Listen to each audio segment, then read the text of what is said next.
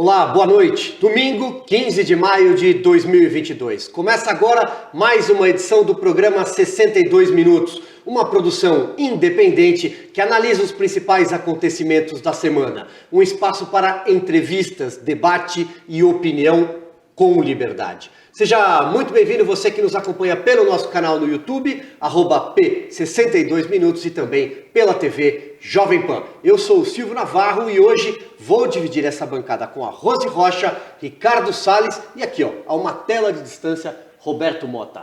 Seja muito bem-vindo, Mota. Muito obrigado, Silvio. Olá a todos, olá Rose, olá Ricardo. Boa noite para todo mundo.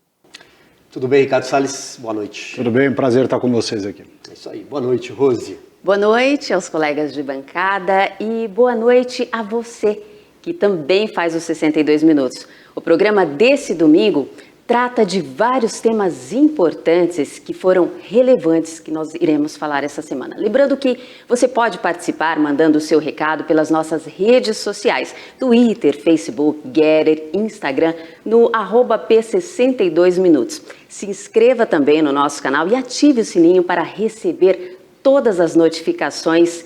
Deixe a sua opinião, ela é muito importante por aqui. Eu gosto também do pessoal que tem mandado a selfie assistindo o nosso programa. Depois a gente publica no nosso canal no Instagram e mostra aqui no final do programa. Olha só, daqui a pouco teremos também uma entrevista com o deputado federal Guilherme Derrite. Mas antes, vamos ao primeiro tema aqui do nosso programa, do nosso cardápio.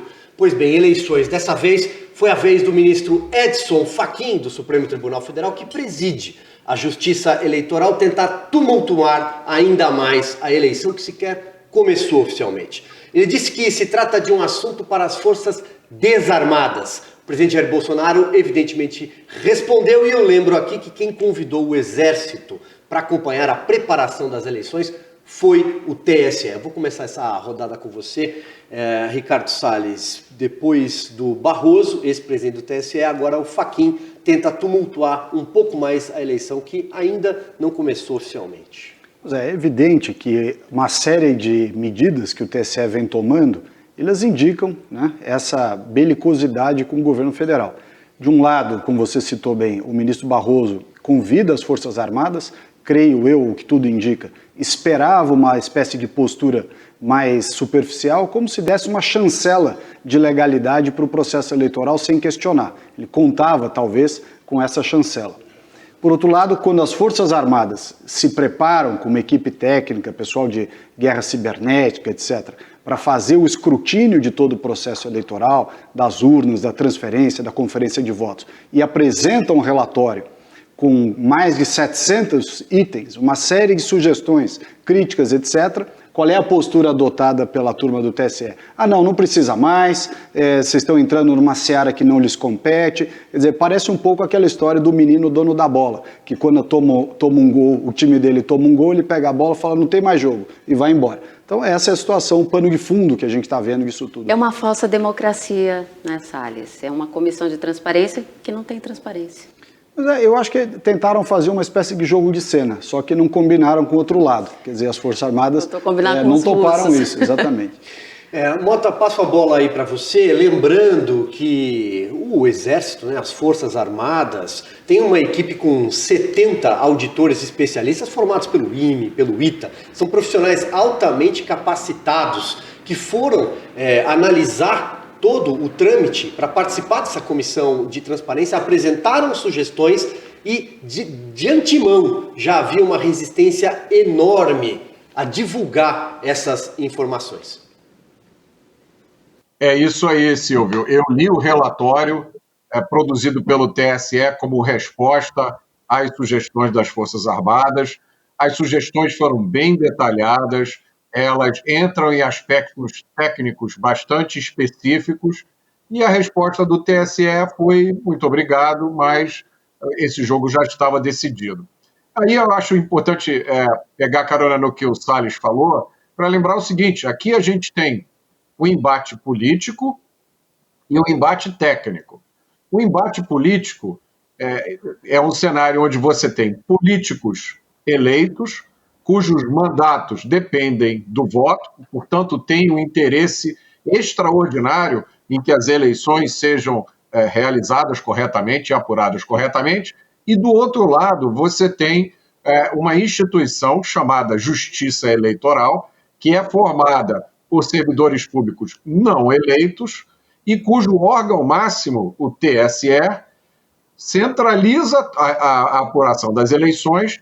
E é sempre bom lembrar, o TSE ele é dirigido por ministros que vêm do STF, que é uma instituição da República que, nos últimos tempos, tem se envolvido em discussões e até assumido posturas francamente políticas e partidárias.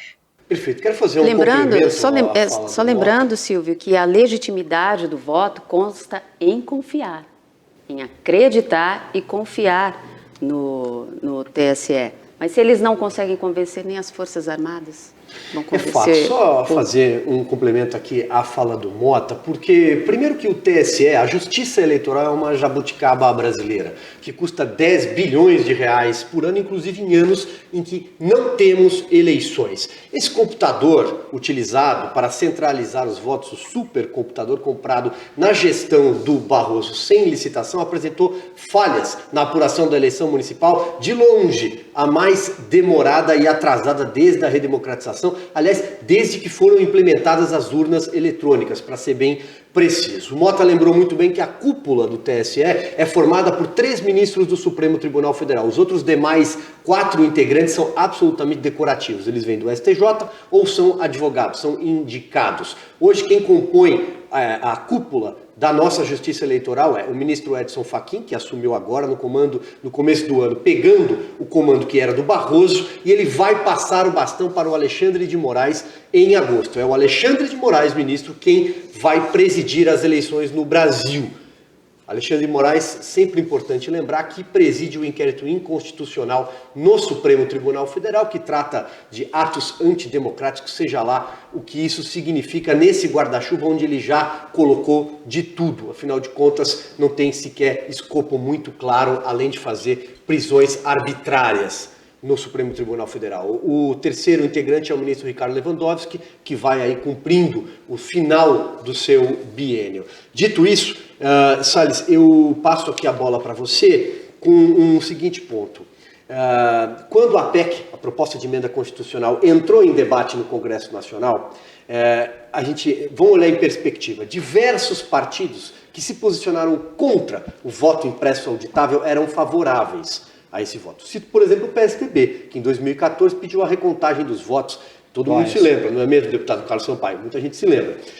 Depois também cito o PDT, é uma bandeira histórica desde o brizolismo, essa questão.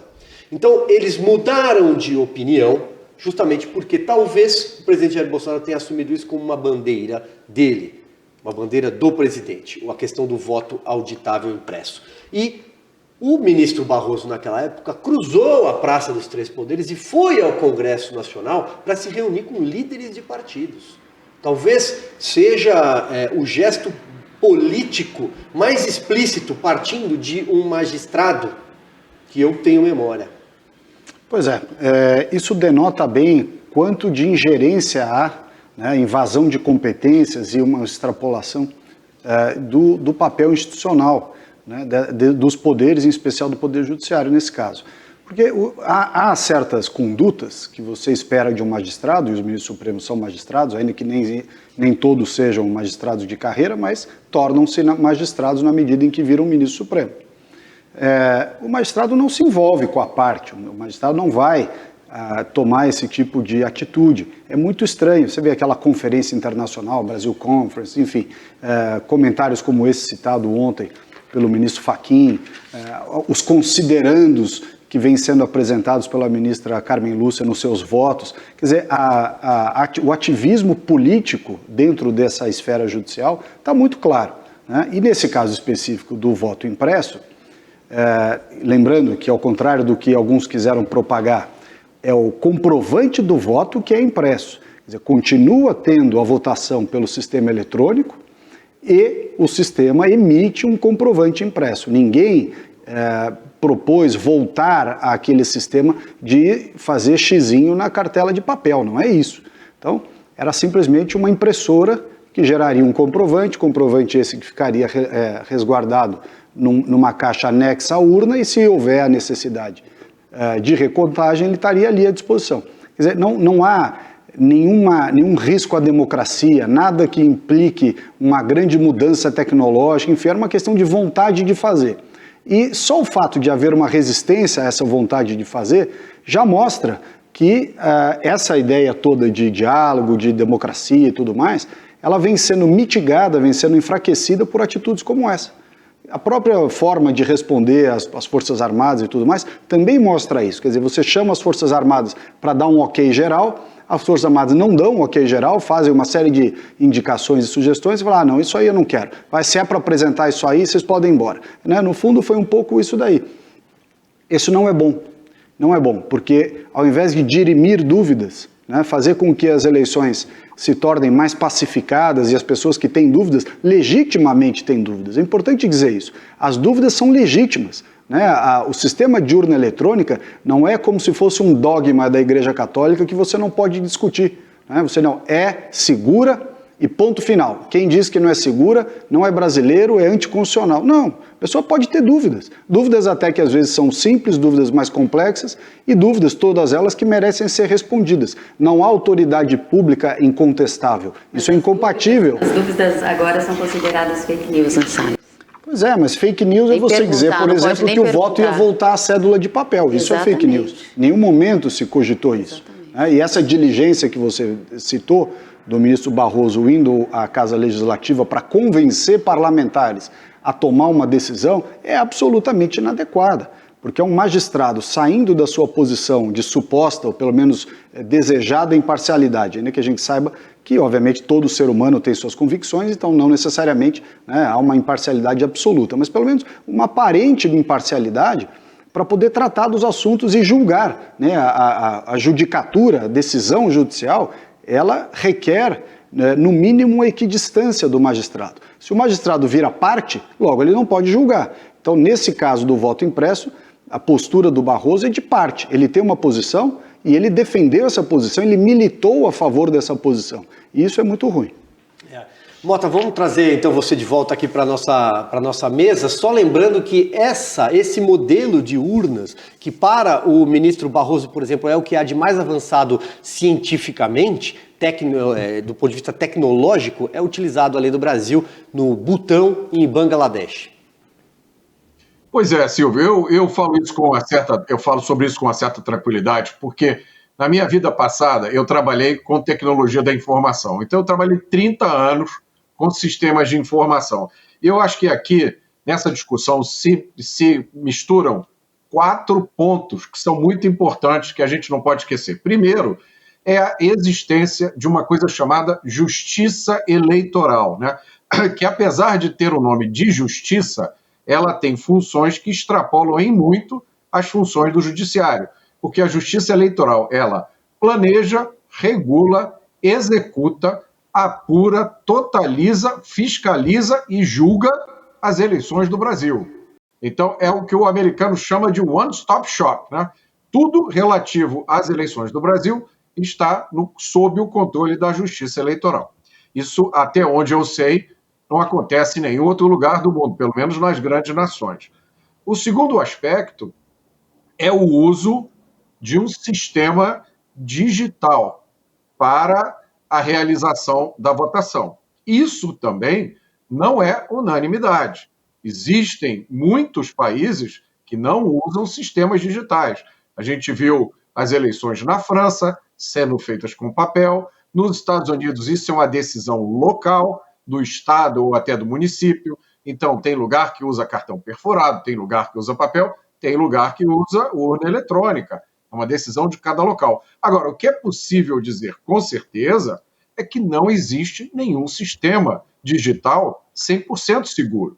Os bancos brasileiros perdem todo ano bilhões de reais em ataques, em fraudes provocadas por hackers. Sistemas eleitorais já foram invadidos no mundo. Tem o famoso caso da Ucrânia, se eu não me engano, nas eleições de 2014, se comprovou depois que era uma operação de hackers russos. Então, esse é o segundo ponto.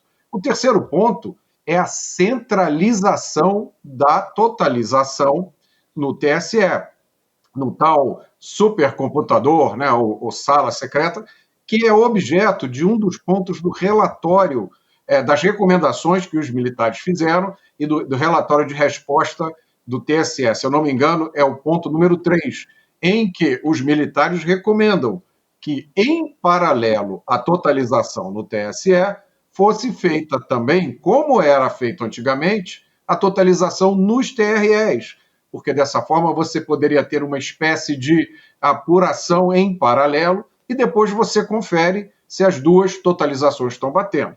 Esse é o terceiro ponto. Agora, o quarto ponto, que é o que causa mais intranquilidade, é o ativismo político aberto, escancarado, e um ativismo de oposição, franca oposição, de membros do judiciário.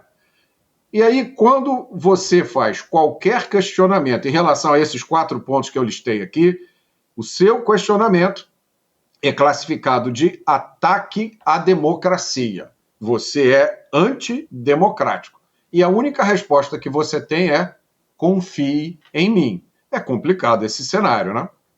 É complicado. Muito bem, Rose, Brasília, vamos? Vamos falar agora de segurança pública, nosso tema principal de hoje. Enquanto o deputado Derrite vem para a nossa mesa, a Berenice Leite traz informações de Brasília. A segurança pública é um problema que se arrasta há décadas. Nas ruas, policiais enxugam gelo. Isso porque as leis servem mais para beneficiar os bandidos do que proteger a própria população. E aí, será que já não está na hora de um endurecimento na legislação penal do Brasil? Infelizmente, nós temos que lidar com essas forças antagônicas. Primeiro, a imprensa, que não conhece na profundidade o que é exatamente o serviço policial. E segundo, que é a bandidolatria, como foi falado, em que as pessoas insistem em dizer que o bandido é vítima da sociedade. Uma das pautas prioritárias do Poder Executivo é aprovar a lei que diminui a maioridade penal para 16 anos. A proposta divide opiniões no Congresso. Um jovem de 16 anos já tem a consciência de tudo isso. Então, eu acho que deve diminuir sim a idade para 16 anos. Não concordo. Você colocá-lo numa prisão com bandidos de alta estrada, digamos assim, de muitos anos. Mas é assim que começa, não? Não, mas aí não é exatamente isso que você está dizendo. O ex-presidente Lula já declarou que às vezes o adolescente, o jovem faz isso, rouba um celular aqui só para tomar uma cervejinha, né? O que o senhor acha disso? Não acaba incentivando ainda mais? Mas esse é o trabalho justamente que a gente tem visto dos parlamentares de esquerda. É tornar lícito o ilícito, tornar legal o ilegal. Declaração infeliz, mas que conta com discípulos no parlamento. Inclusive, já existe um projeto de lei que foi apresentado pela líder do PSOL, Talíria Petroni, que pretende descriminalizar furtos insignificantes ou, segundo Petroni, quando o furto ocorrer por necessidade. Mas, no que depender do atual presidente da Comissão de Segurança Pública... Totalmente contrário, eu acho que a gente não pode de forma nenhuma flexibilizar contra qualquer tipo de crime, porque o pequeno infrator que começa com um pequeno furto, ele evolui consequentemente para os crimes maiores. Então acho que esse é um assunto que não irá prosperar durante a minha presidência na comissão. Outro assunto polêmico na casa diz respeito às regalias que colocam em risco a segurança pública do país. As famosas saidinhas temporárias. Depende, eu acho que tem que ser analisado pela própria direção do presídio, né? Considerando inclusive comportamento do presidiário. Portanto, é uma questão que o sistema presidiário que nós temos no nosso país que deve analisar e julgar aquelas pessoas que podem ser concedido esse direito ou não. Deputado, qual que é a sua opinião com relação a essas saídas temporárias? Alguns deputados aqui na casa dizem que é necessário avaliar caso a caso, mas não é isso que diz no seu projeto de lei.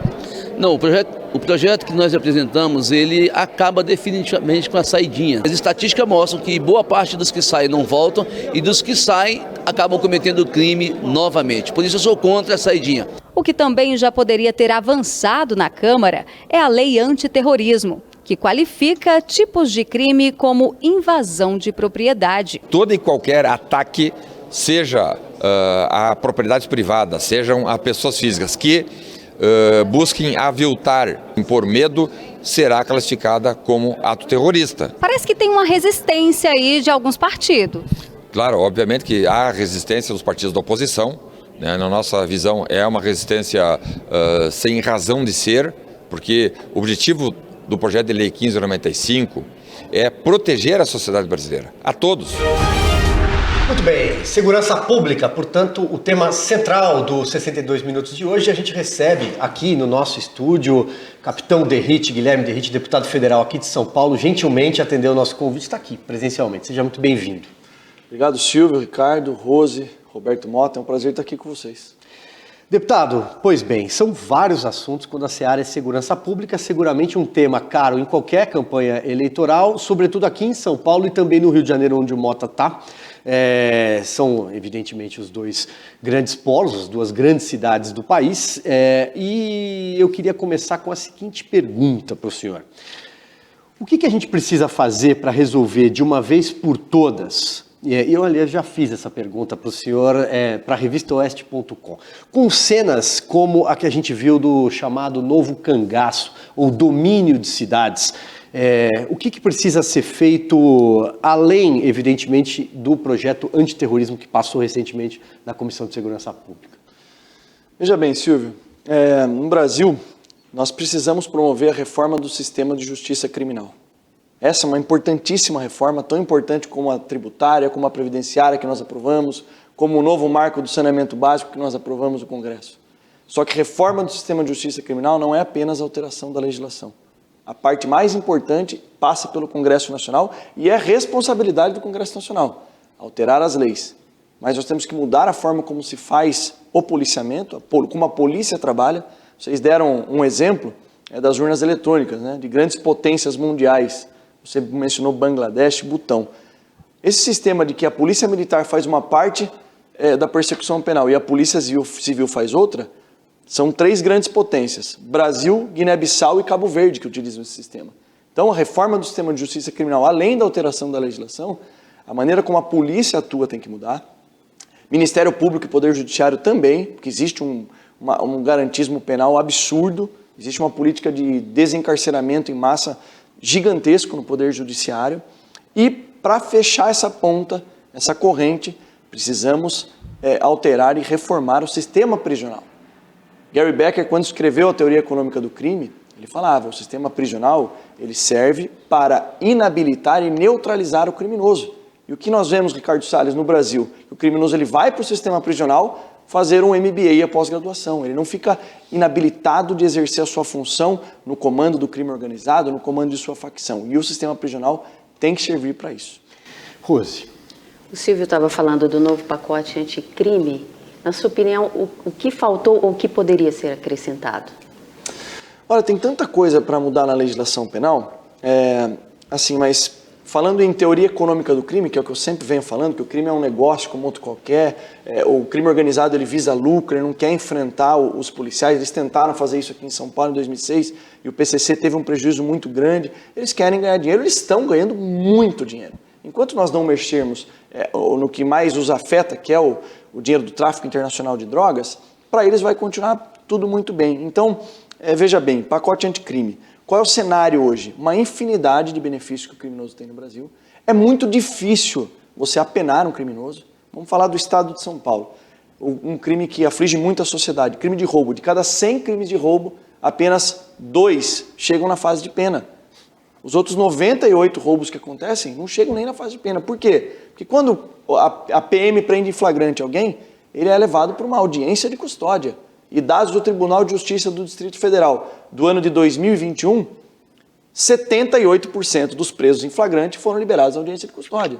Silvio, aquele caso de Araçatuba. Começa errado ali, né? O caso de Araçatuba, de novo cangaço, de domínio de cidades, que nós mudamos a tipificação para que seja enquadrado como terrorismo, no PL 149, aprovado na Comissão de Segurança Pública. E vejam, um PL de 2003 do Coronel Alberto Fraga. Ele é um guarda-chuva, não é? Tem mais de 20 outros 28 projetos, porque o que é crime de terrorismo no Brasil? Importante a população saber. Só é considerado terrorismo se ele for cometido em razão de xenofobia, etnia, raça ou religião, que está previsto na Lei 13.260 de 2016, aprovada às pressas por causa das Olimpíadas. Por exemplo, esse crime de Araçatuba, com 10 carros blindados, 20 e poucos criminosos, com fuzis, com 100 quilos de explosivos, ele é um roubo majorado, um roubo qualificado, mas não é terrorismo. Vejam que não teve aula no dia seguinte, o comércio permaneceu fechado.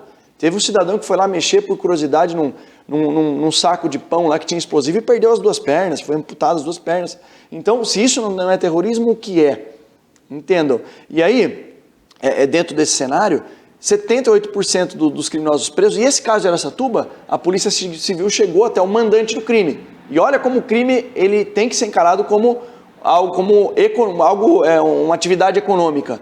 Quando a Polícia Civil chegou até ele, na investigação, falou: como é que foi essa ação? E palavras dele, lógico que são palavras informais. Eu investi 600 mil reais nessa ação, alugando veículos, contratando um cara para pilotar o drone, porque eu iria lucrar alguns milhões de reais. E esse cara, Silvio, sabe o que aconteceu com ele? Foi liberado na audiência de custódia. Não dá, é brincadeira. Bom, vamos abrir então aqui, ó, Ricardo, fica à vontade, o Mota também, quando quiser participar, vamos, enfim, fazer aqui uma mesa de debates, porque o assunto é amplo, são vários aspectos a serem tratados e principalmente, né, aqui a gente valoriza muito o policial. Nesse programa, o policial é gente e gente da melhor espécie. Você está querendo... Mota, diga lá. Então, eu queria fazer o primeiro, Derrite, prazer reencontrá-lo aqui. Quero dar os parabéns pelo seu trabalho. Eu fiquei emocionado ouvindo você falar, porque é raríssimo a gente encontrar um homem público hoje no Brasil preparado e interessado pela causa da segurança pública, né? Até mesmo entre os policiais que seguem o caminho, né, de mandato parlamentar, poucos têm essa visão, esse preparo que você demonstrou aí na sua fala curta. Eu queria lhe fazer uma pergunta difícil, que é a seguinte: a primeira reação do cidadão comum, quando começa a entender um pouquinho de segurança pública, é espanto diante do desastre total. Você mencionou apenas um número, né? Apenas 2% dos assaltos são apurados, apenas 8% dos homicídios são apurados. No Brasil existe um número enorme, no último ano, se eu não me engano, foram 41 mil homicídios, mas a gente já chegou a ter 63 mil homicídios, um número muito parecido de desaparecimentos. E aí o segundo espanto do cidadão brasileiro é quando ele conhece a legislação, né? Porque a gente sempre tem aquela esperança de que vai ser feita a justiça. É a primeira reação das vítimas de alguém que sofre um crime, né? Nós queremos justiça.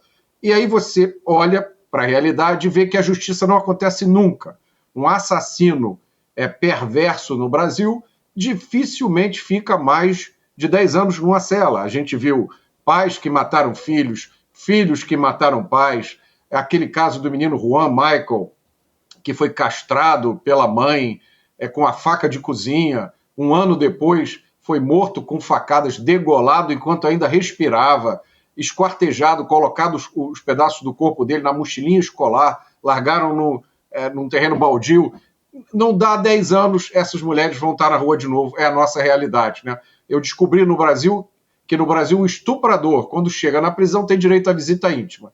E aí a pergunta que eu te faço é a seguinte, deputado: a gente fica impressionado como a lei brasileira protege o bandido e como várias tentativas de corrigir isso parece que esbarram num lobby poderoso que permeia os corredores do Congresso, que está presente nas comissões, que neutralizou o pacote anticrime, quase que tornou o pacote um pacote pró-crime, e que é um lobby que defende interesses poderosos, alguns lícitos, outros não tão lícitos.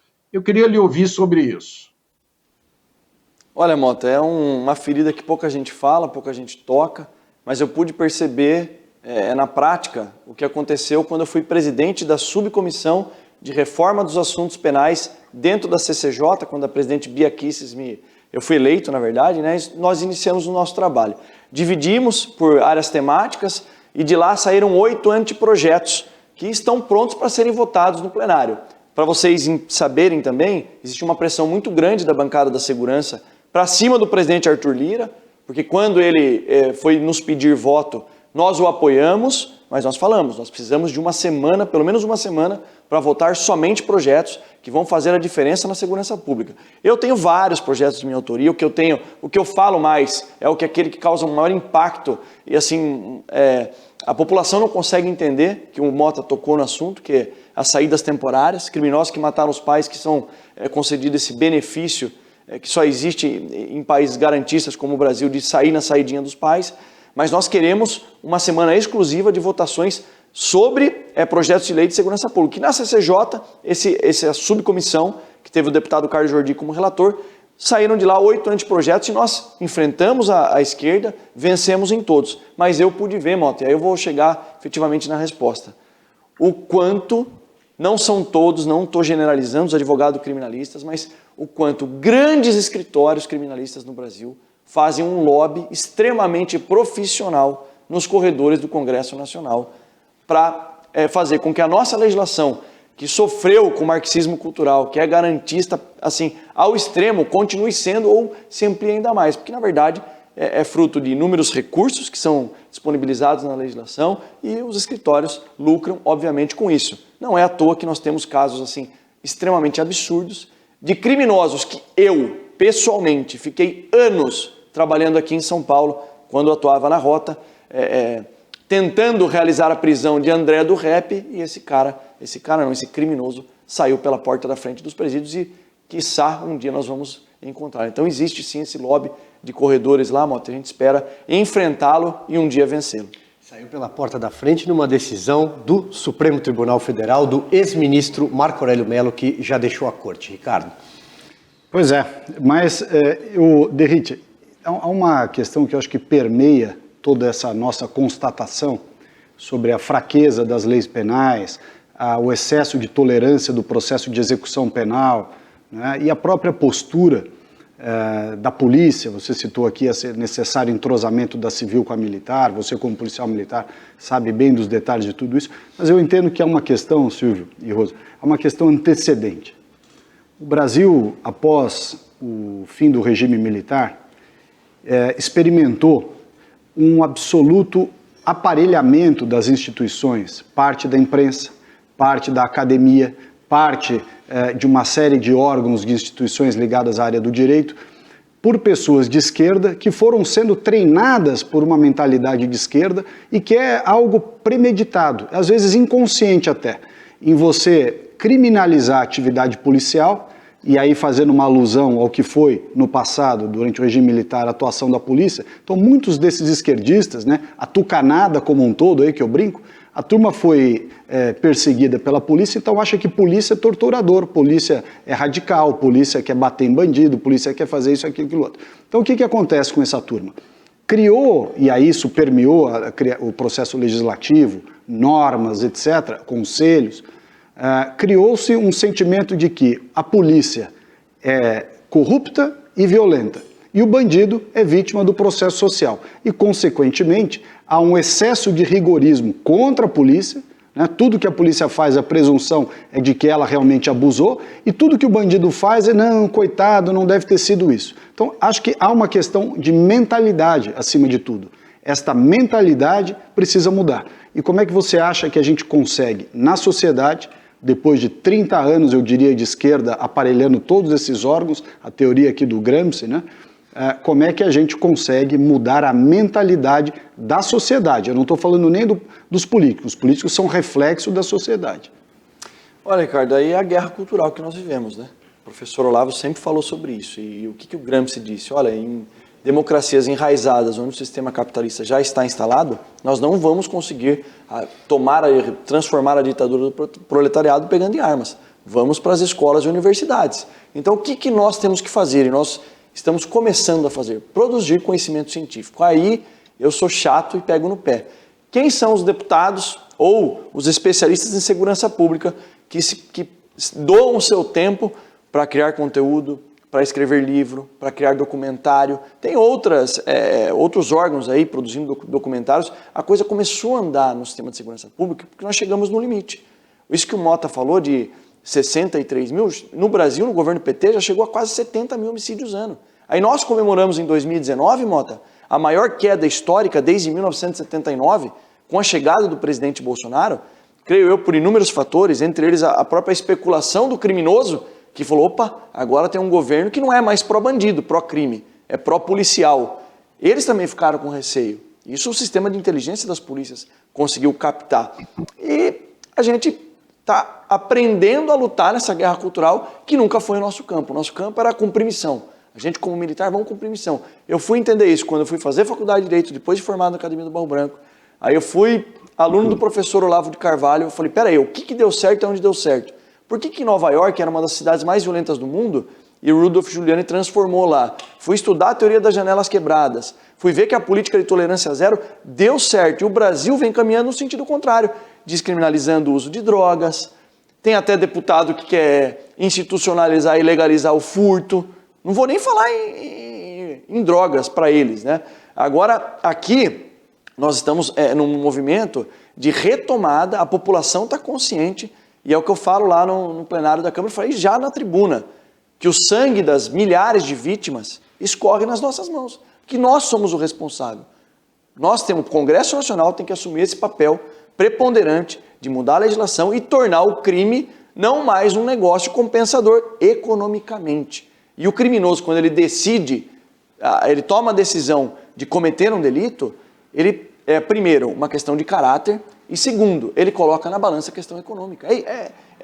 É econômica, é uma decisão econômica. Compensa ou não compensa? Aí para cometer um crime de roubo, de homicídio, qualquer delito que seja, ele fala, eu vou ter audiência de custódia, se eu for preso, é muito difícil, se eu for preso, eu tenho visita íntima, auxílio à reclusão, saída temporária e a progressão de regime, cumpro um sexto, eu estou na rua. Então, é um negócio, infelizmente, compensador. Nos espanta muito ver essa mentalidade que você está se referindo sendo disseminada e financiada por grandes empresários brasileiros, né? Você vê empresários brasileiros, inclusive de sucesso internacional, bancando, né, esse espraiamento dessa mentalidade de liberação de drogas, contra as armas, né, de excesso de sexualidade precoce nas crianças. Quer dizer, toda essa agenda de desmonte dos princípios conservadores e da família, e que desaguam, na maioria das vezes, no fomento à insegurança pública, né, quando você desestrutura a família,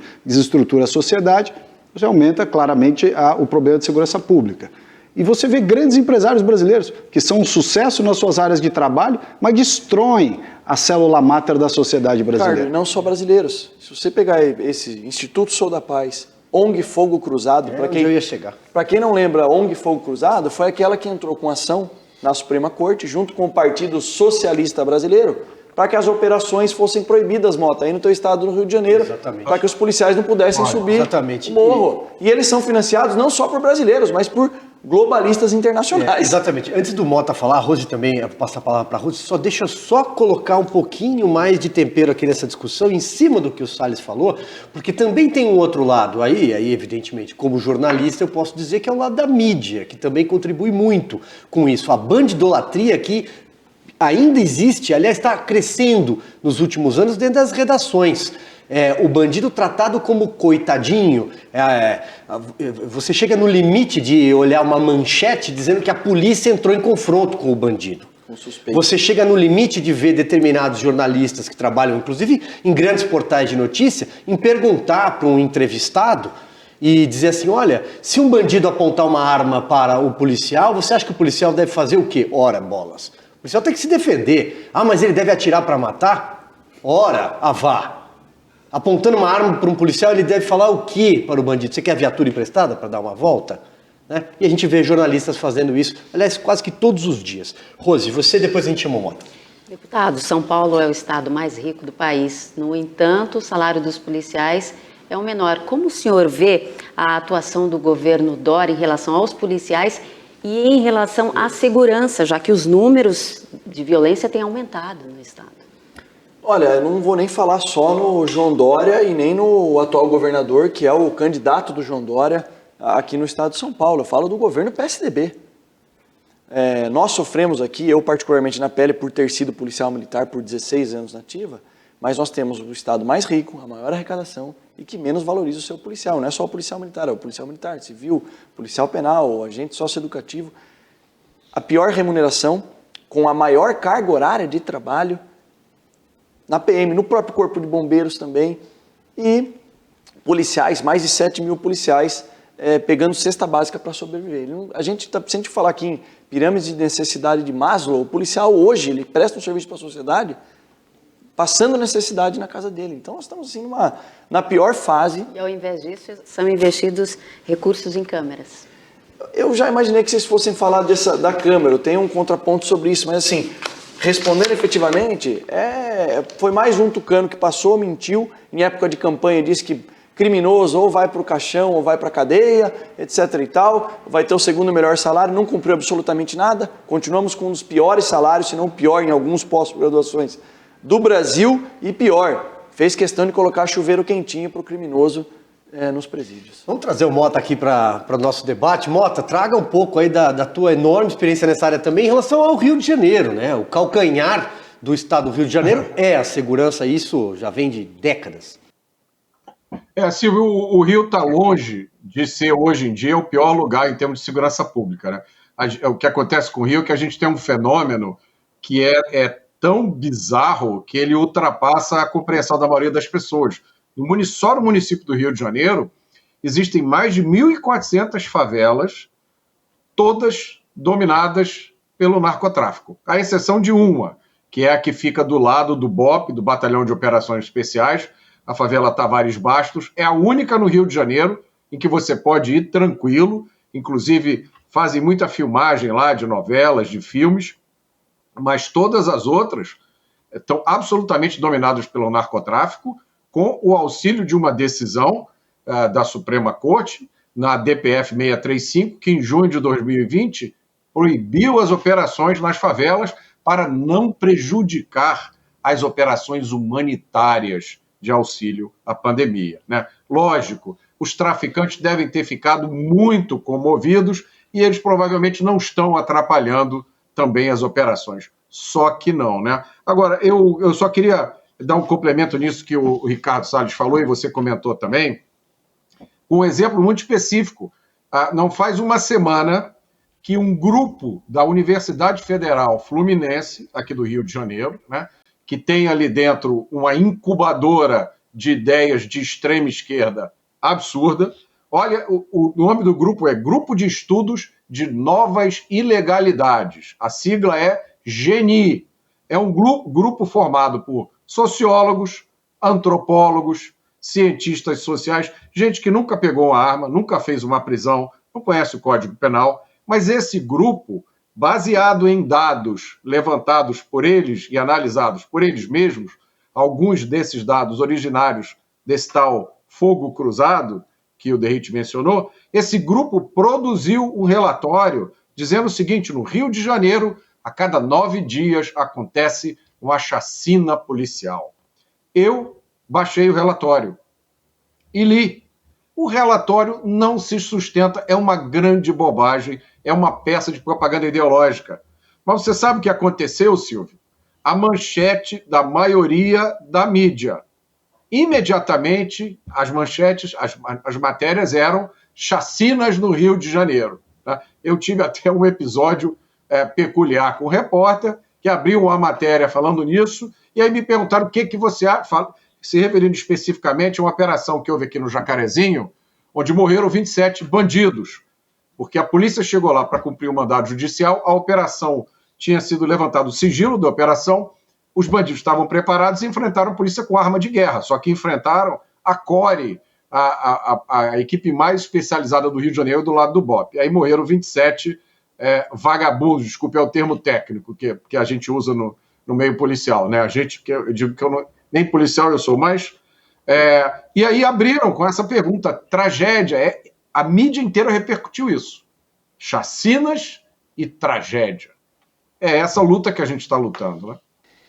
Nesse episódio especificamente de Jacarezinho, Mota, eu me recordo do mais importante jornal do Rio de Janeiro no dia seguinte, e você lembrou muito bem, os baita profissional da Cora, eles subiram, lá de cima do morro tinha o casa-mata, né? Eles foram metralhados lá de cima pelos criminosos, com, entre outras coisas, granadas. E aí o principal jornal do Rio de Janeiro no dia seguinte foi descobrir quem era, o que tinha levado aqueles criminosos ao mundo do crime, que idade eles tinham, vítimas da sociedade, vítimas da falta de governo no Rio de Janeiro. Esse negócio de colocar o pessoal, a militância do PSOL para debater nas universidades, como você bem citou, nunca dá muito certo.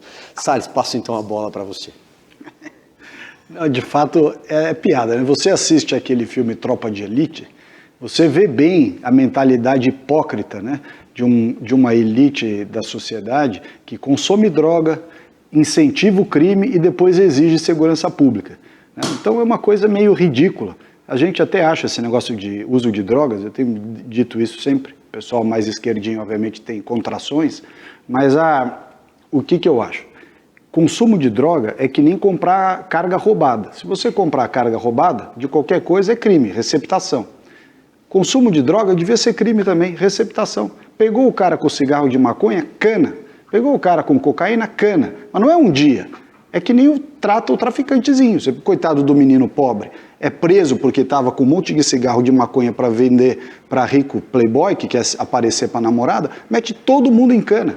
Deixa um riquinho, filhinho de papai do Leblon, da Vila Madalena, de onde quer que seja, deixa o cara 4, 5 meses na cadeia, ele nunca mais vai pensar em fazer graça com um negócio desse. Agora, você pega o cara, libera no dia seguinte, na mesma hora, né? Nem no dia seguinte, libera, faz um termo circunstanciado lá, vai embora, e o coitado do menino pobre que estava vendendo para ele fica na cadeia 2 anos lá no coisa. Mas o que eu queria falar com o Derrite é a opinião dele sobre as câmeras. Ele falou que tem um contraponto, eu queria que ele falasse um pouquinho sobre essa câmera no peito dos policiais. Gerou muita polêmica o fato da câmera, e todos sabem da minha proximidade com o ex-ministro Tarcísio de Freitas e das conversas que eu tenho com ele a respeito de segurança pública. Primeiro dizer que nós não somos contra a transparência, eu particularmente, creio que o Tarcísio também não estou aqui como porta-voz dele, mas eu suponho que não, mas na minha opinião, não sou contra, mas a maneira como ela foi implantada aqui em São Paulo, onde a câmera grava ininterruptamente, onde está sim sendo utilizado como instrumento de inibição do serviço do policial e que tem um custo muito alto, essa que é a verdade, São Paulo optou por monitorar o policial. Em contrapartida, Silvio, eu creio que a população não saiba a quantidade de condenados, segundo dados do Tribunal de Justiça de São Paulo, que estão nas ruas. E eu trago aqui para vocês. Por ano, 500 mil de condenados em São Paulo. 350 mil hoje, nesse exato momento. Temos 350 mil condenados respondendo seus crimes em liberdade. Claro que é porque a legislação é frouxa, que a progressão de regime, infelizmente, por conta da lei de execuções penais, ela beneficia o criminoso? Sim, mas ao invés de colocar uma tornozeleira eletrônica, segundo dados públicos do último contrato do próprio governo do estado, a tornozeleira eletrônica custa em média R$ 270 para monitorar cada condenado que está nas ruas. E a câmera no peito do policial custa R$ 600. Então, entre monitorar e inibir um policial de trabalhar, porque é o que vem acontecendo, e monitorar um preso, um condenado, na verdade, né, que deveria estar preso, não está, eu, na minha visão como profissional e especialista em segurança pública, seria muito melhor monitorar o preso. Aí você pode pensar assim, mas monitorar o preso não funciona. Funciona. A Polícia Militar, em parceria com o Poder Judiciário, tem um projeto piloto na região de Sertãozinho, do lado de Ribeirão Preto. Eles fizeram um projeto Vida. E aí o policial militar, dentro do seu itinerário de patrulhamento, ele sabe aonde que estão os condenados respondendo em liberdade. Ele vai durante o patrulhamento e o policial tem que ser chato. O cara que entrou na polícia tem que querer incomodar criminoso. Ele passa lá, deixa eu ver aqui, está aqui na casa, pegou o criminoso depois das 8 horas da noite, no boteco lá, onde não poderia estar, deveria estar dentro de casa. Notificação, notifica direto para o Poder Judiciário e a autoridade judicial chama o advogado. O que seu cliente estava fazendo às 10h30 da noite, nesse local aqui, que é ponto conhecido de usuário de droga, tem tantas prisões, tantas condenações aqui na minha vara criminal, pode regredir para o regime semiaberto. Começou a fazer isso. O percentual de reincidência criminal no estado de São Paulo, Silvio, é de média de 50%. Nessa região onde foi implantado o Projeto Vida, caiu para menos de 9%. Eu prefiro investir na tornozeleira eletrônica e num programa como esse do que colocar uma câmera no peito do policial que custa 3 vezes mais. O Brasil parece que é mestre em copiar só as partes ruins dos projetos, né? Porque nos Estados Unidos e na Inglaterra tem, mas os policiais têm uma retaguarda legal. Eles têm uma segurança jurídica. E as pessoas falam do nosso presidente Bolsonaro. Ah, e o presidente queria dar carta branca para o policial. Não. Eu estive recentemente numa solenidade, na formatura de espadins dos cadetes da Academia do Barro Branco, acompanhando o presidente Bolsonaro, e lá no discurso dele ele falou: um dos meus sonhos como presidente da República é fornecer para o agente de segurança pública a tão sonhada segurança jurídica para que ele possa atuar. Para quando ele sair do seu serviço, seu horário de serviço e for para casa, que ele possa voltar para o convívio familiar sem aquela expectativa negativa de chegar um agente do Poder Judiciário, um oficial de justiça, levando uma intimação que ele se tornou réu em algum processo. Muito bem, olha, deputado Capitão Derrite, muito obrigado pela gentileza de vir aqui presencialmente ao nosso estúdio. Desejo boa sorte aí na tentativa de reeleição e, como eu disse agora há pouco, aqui o policial é muito valorizado. Esse programa valoriza muito a atuação da Polícia Militar, especialmente da Rota. Obrigado, Silvio, Ricardo, Rose e Roberto. Foi uma honra estar com vocês.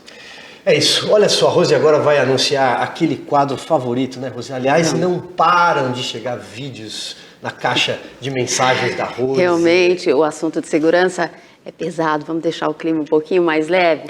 Vamos agora para o quadro preferido deste programa, a internet não esquece. Lembrando que você pode participar enviando aquele vídeo que vale a pena ver de novo. E em ano eleitoral, é sempre bom refrescar a memória. Olha só. Quem voltou aqui? Dilma Rousseff na inauguração do Porto de Cuba. É com grande alegria que venho a Cuba pela segunda vez como presidenta do Brasil. Laços profundos unem nossos países. O Brasil orgulha-se por associar-se a Cuba neste que é o primeiro porto terminal de contêineres do Caribe. Nós financiamos por meio do BNDES, nesta primeira etapa, 802 milhões de dólares em bens e serviços. Na segunda etapa, vamos financiar 290 milhões de dólares para a implantação da Zona Especial de Desenvolvimento de Mariel, que se tornará peça-chave na promoção do desenvolvimento econômico cubano. Muito obrigado a todos.